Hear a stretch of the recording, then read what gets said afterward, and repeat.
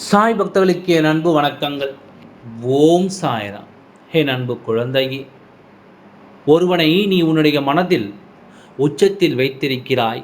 ஆனால் அவ்வளவு உன்னை மனதில் வைத்திருக்கவே இல்லை. உன்னுடைய நினைப்பு அவனுடைய மனதில் வந்தால் கூட அவன் ஏன் இந்த ஞாபகம் எல்லாம் வருகிறது என்று நினைக்கின்றான். அந்த அளவுக்கு நீ அவனுக்கு தேவையில்லாமல் போய்விட்டாய். காசு பணம் இருக்கும் பொழுதெல்லாம் உன்னை தேடி தேடி ஓடி வந்தான். இப்பொழுது பார்த்தால் ஆனால் உன்னுடைய வாழ்க்கையில் எந்த பிரச்சனையும் நடந்தாலும் சரி, அதை கேட்பதும் கிடையாது, அது பற்றி யோசிப்பதும் கிடையாது. உன்னுடைய மனதில்தான் அவன் மிகப்பெரிய இடத்தில் இருக்கின்றான். ஆனால் அவனுடைய மனதில் நீ ஒரு தூசியாக கூட இருப்பதில்லை. யாராவது உன்னை பற்றி பேசினால் கூட அதை அவன் காதுக்கு வந்து விழுந்தால் கூட எதிர்க்க இப்பொழுது அவளை பற்றி தேவையில்லாமல் பேசுகிறீர்கள். என்னிடம் மனதிலிருந்து அவளை எடுத்து விட்டேன். இனிமேல் யாரை பற்றியும் என்னிடம் பேச வேண்டாம் என்று ஒரு விரோதி போலவே அவன் பேசுகின்றான். அவன் யார் என்று உனக்கு நான் சொல்கின்றேன். அவன் நிச்சயமாக உனக்கு துரோகிதான். துரோகி என்பதை எப்படி சொல்கிறீர்கள் சாயப்பா? அவன் யார் என்று சொல்லுங்கள் என்று சொல்கின்றேன். முழுமையாக கேள். துரோகி எப்பொழுதுமே வாங்கித்தான் கொள்வான், திரும்ப கொடுக்க மாட்டான். அப்படியே அவன் கொடுத்தாலும் கெட்ட விஷயத்தை மட்டும்தான் அவன் திரும்ப கொடுப்பான். நல்ல விஷயங்களை எல்லாம் அவன் நிச்சயமாக செய்ய மாட்டான். அவனுக்கு எப்போதுமே மற்றவரிடம் இருந்து நல்ல நல்ல விஷயங்களை வாங்கி கொள்வது மட்டும்தான் பிடிக்கும். அவனுடைய கையில் இருந்து ஒரு ரூபாயை கூட தாராளமாக செலவு செய்ய மாட்டான். அதுவே நீ 10,000 ரூபாய்க்கு அவனுக்கு செலவு செய்தால் அந்த நிமிஷம் மட்டும் உன்னை போல இல்லை என்று சொல்லிவிட்டு அதற்கு பிறகு இவளெல்லாம் எதற்கு என்னுடைய வீட்டுக்கு வருகிறாள், இவளெல்லாம் எதற்கு என்னுடைய விசேஷத்திற்கு வருகிறாய் என்று பின்னாடி பேசுவோம். இதை நீ நிறைய முறை கேட்டு உன்னுடைய வாழ்க்கையில் அதிகமான கஷ்டத்தை பட்டு விட்டாய். என்னுடைய குழந்தையே, நீ மனதில் வைத்திருக்கிறாய், நீ மற்றவர்களை பாசமாக பார்க்கிறாய், எல்லாம் சரிதான். உன்னுடைய குணம் அதை மாற்ற முடியாது, சரிதானே? எப்பொழுது யாராவது தவறு செய்தால் கூட உன்னிடம் வந்து மன்னிப்பு கேட்டால் உடனடியாக எவ்வளவு பெரிய தவறாகவே இருந்தாலும் சரி மன்னித்து விட்டு உடனடியாக ஏற்றுக்கொள்கின்றாய். சரி, பரவாயில்லை அப்படின்னு சொல்லி ஏற்றுக்கொள்கின்றேன். அப்படியானால் உன்னை போல மற்றவர்கள் இருக்க மாட்டார்கள். நீ நல்லது தான் செய்தாலும் சரி, கெட்டது தான் செய்தாலும் சரி, அவர்களுக்கு நீ வேண்டாம் என்றால் வேண்டாம், அவ்வளவுதான். அவருடைய எண்ணம் என்னுடைய அழகான உறவை, என்னுடைய அன்பான உறவை, உன்னுடைய அன்புக்கு உன்னுடைய பாசத்திற்கும் தகுதி இல்லாதவன் தான் உன் கூட பிறந்தவன். உன்னுடைய கூட பிறந்தவன் உன்னிடம் பேசுகிறான் என்று நினைத்து கொண்டிருக்கின்றாயா? மற்றவர்கள், அதாவது உன்னுடைய பக்கத்து வீட்டில் இருப்பார்கள், உன்னுடைய நண்பர்களுக்கு இருக்கும் மனம் கூட உன் கூட பிறந்தவனுக்கு கிடையவே கிடையாது. உன்னுடைய கூட பிறந்தவன் பார்க்கும்போது ஏதோ சிரிப்பது போலவும் பேசுவது போலவும் இருக்கிறது. அது எல்லாமே உன்னிடம் இருந்து எதிர்பார்ப்பது தான். அவனுடைய வீட்டில் விசேஷங்களை வைத்தால் அதை உடனடியாக உன்னை அழைக்கிறான். எதற்கென்றால் உன்னிடம் இருந்து வாங்கி கொள்ள. ஆனால் அது உண்மையான ஒரு அன்பு கிடையாது.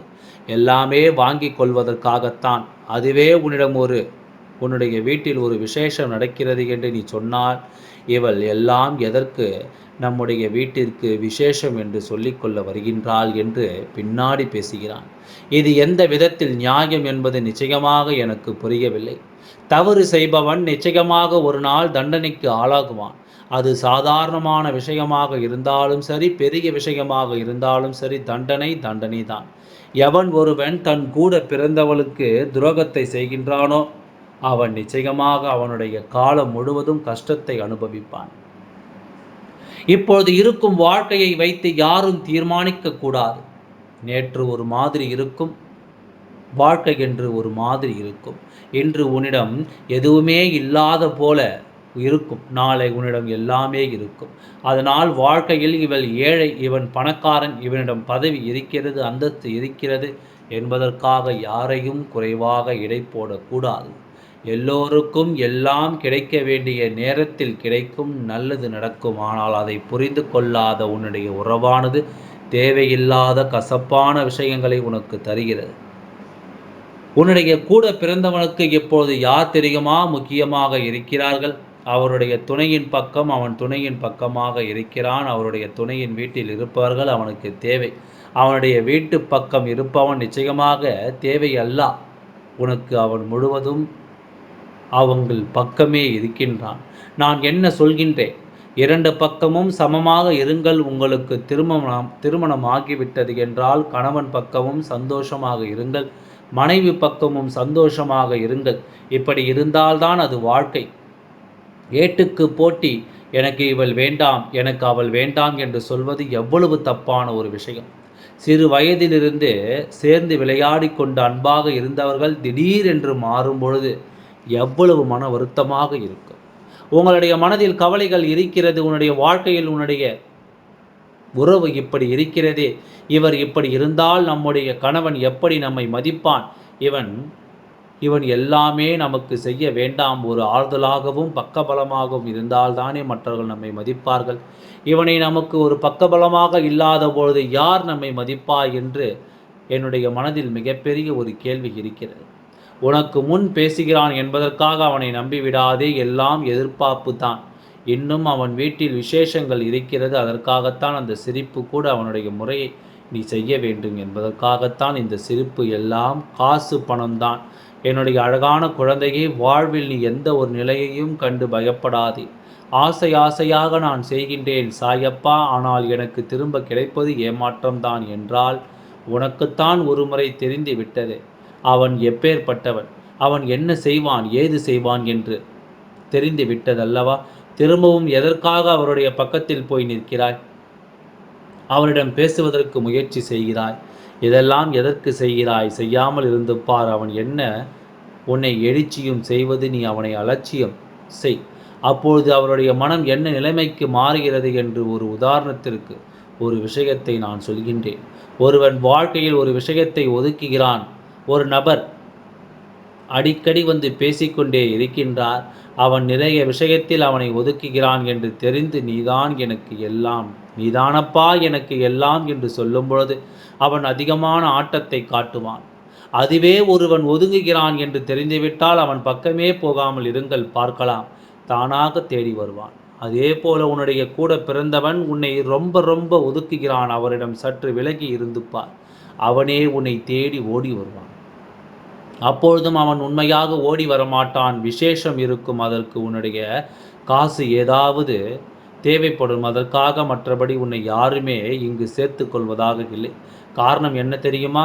இவளால் நமக்கு என்ன ஆகப் போகிறது? இவன் என்ன பதவியில் இருக்கின்றாயா, இல்லை பணத்தோடு இருக்கின்றாயா?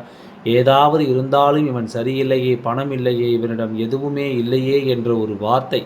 ஆனால் மனம் இருக்கிறதல்லவா? உன்னிடம் தெய்வம் இருக்கிறதல்லவா?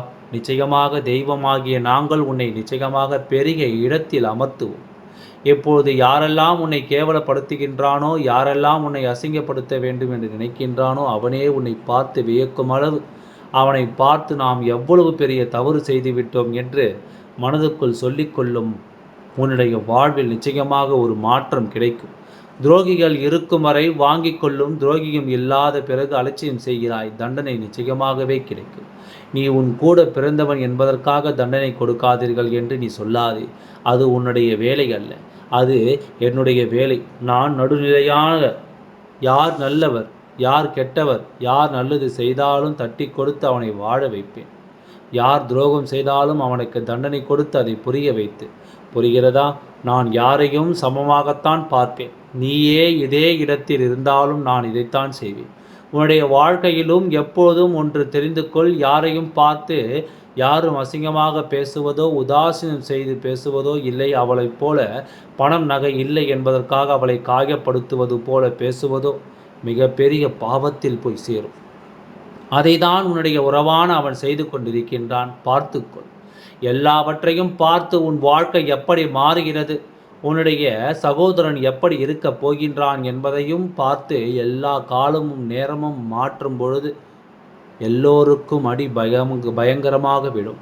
சந்தோஷமாக இரு. எப்பொழுதும் என்னாலும் இந்த சாயப்பாவாகிய நான் உனக்கு துணையாக இருப்பேன். எல்லா நிலையிலும் உனக்கு ஆறுதலாகவும் எல்லா விதத்திலும் உனக்கு சந்தோஷத்தை ஏற்படுத்தும் விஷயங்களையும் செய்து உன்னை வாழ வைத்து கொண்டே இருப்பேன். எல்லா விஷயத்திலும் சுதாரிப்பாக இரு, சந்தோஷமாக இரு. எப்பொழுதும் உன் கூடவே நான் இருந்து உன் சாயப்பாவாகிய நான் என் குழந்தைகளை வழிநடத்தி செல்கின்றேன். அதுவரை சற்று பொறுமையாக காத்து கொண்டிரு. உனக்கானவற்றை எல்லாம் நான் நிச்சயமாக செய்து தருகின்றேன். எல்லாம் நல்லபடியாகவே நடந்து முடியும். ஓம் சாய்ராம். நன்றி, வணக்கம்.